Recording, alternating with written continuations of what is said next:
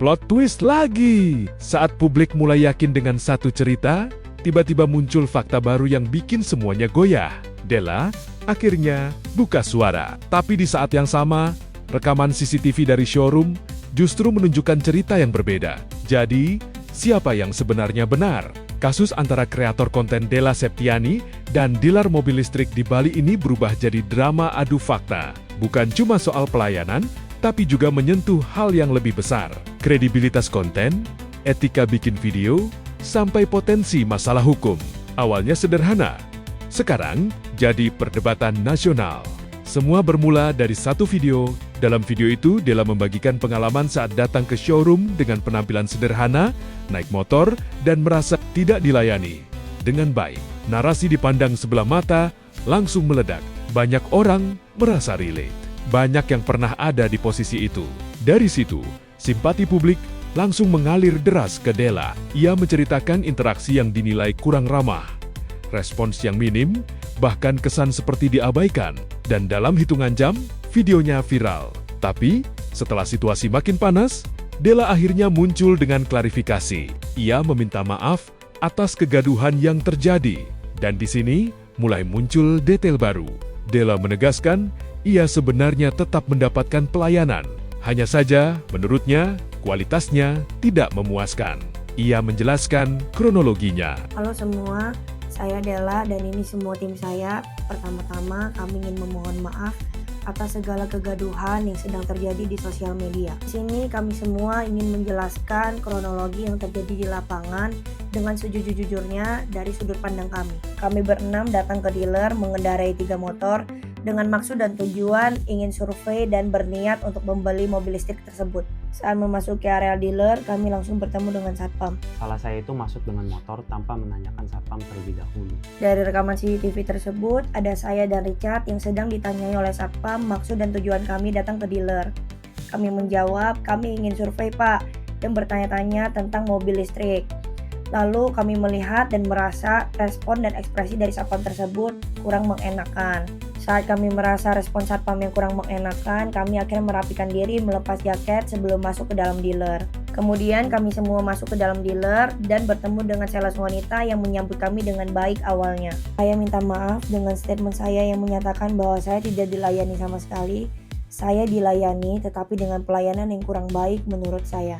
Lalu kami semua masuk ke dalam showroom Denza dan bertemu dengan oknum sales pria. Kami langsung menanyakan hal-hal detail tentang mobil tersebut, dari harga sampai ke charging station. Saat sedang bertanya-tanya tentang detail mobil listrik, kami merasa respon dari oknum sales pria tersebut kurang ramah. Dia menjawab pertanyaan kami dengan jawaban yang singkat, ketus, dan seadanya. Saat masuk kembali ke dalam dealer, kami mendapati bahwa oknum sales tersebut sedang sibuk sendiri. Setelah oknum sales ini tidak memiliki inisiatif untuk menjelaskan kepada kita baru menyadari bahwa sales wanita pertama yang mendampingi kita pergi dan meninggalkan kita tanpa memberikan informasi terlebih dahulu. Lalu kami masuk ke dalam mobil dengan tujuan ingin melihat interior mobil. Namun kami mengalami kendala dengan fitur mobil listrik tersebut. Saya sendiri mengalami kesulitan dalam menstarter mobil tersebut.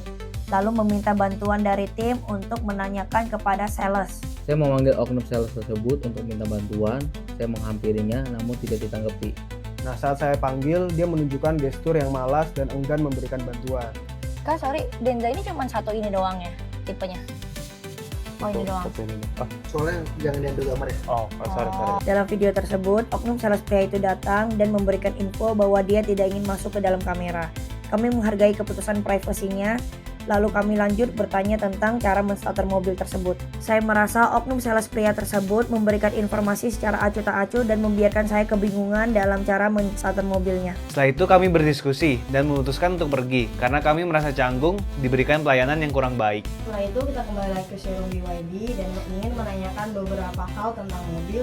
Tetapi karena kita udah kecewa dengan pelayanannya dan kita memutuskan untuk pulang saja. Yang menarik, Della menegaskan, kontennya adalah kritik terhadap oknum pelayanan, bukan untuk menjatuhkan brand. Karena kami semua merasa kurang nyaman dengan pelayanan yang diberikan dari awal hingga akhir, kami membuat video kritikan spontan yang bertujukan untuk oknum sales pria tersebut. Tanpa ada tujuan dan maksud untuk menjatuhkan atau menjelekkan brand BYD Bipo Denpasar. Nah, disinilah plot twist berikutnya muncul. Pihak showroom tidak tinggal diam. Mereka merilis rekaman CCTV. Dan dari rekaman itu, terlihat beberapa hal yang berbeda. Della dan tim sempat masuk ke area terbatas, lalu diarahkan oleh security. Mereka disambut dan dipersilakan melihat kendaraan. Bahkan, disebutkan bahwa mereka tetap mendapatkan penjelasan dan izin untuk membuat konten yang lebih bikin publik kaget. Dalam rekaman lanjutan, aktivitas pembuatan konten terlihat masih berlanjut. Artinya, versi yang muncul di video awal tidak sepenuhnya sama dengan yang terlihat di CCTV. Situasi pun makin panas. Pihak showroom mengambil langkah serius dengan melayangkan somasi.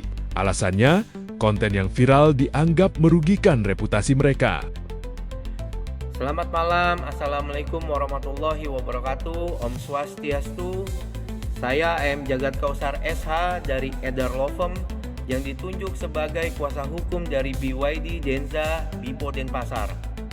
Pada hari ini saya menyampaikan hari ini Jumat 24 April 2026 kami telah mengirimkan somasi kepada konten kreator tersebut dan kami himbau kepada masyarakat umum dan netizen untuk menahan diri dan tidak menyebarluaskan konten terkait kasus yang sedang bergulir.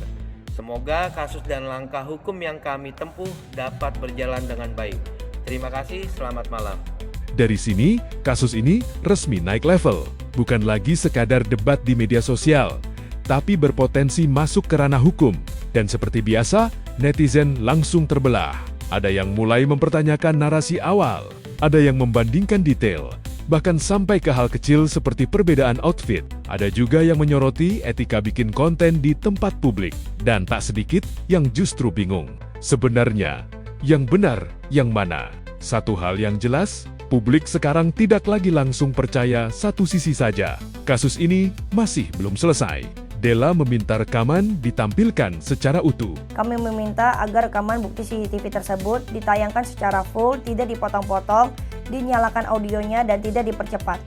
Kami semua merasa dirugikan karena narasi yang dibuat tidak sesuai fakta yang terjadi di lapangan. Sementara pihak showroom sudah menempuh jalur hukum. Di era digital seperti sekarang, satu video bisa mengubah segalanya. Tapi satu fakta baru juga bisa membalikkan semuanya. Jadi, menurut kamu, ini soal miskomunikasi biasa? Atau memang ada cerita yang belum terungkap sepenuhnya?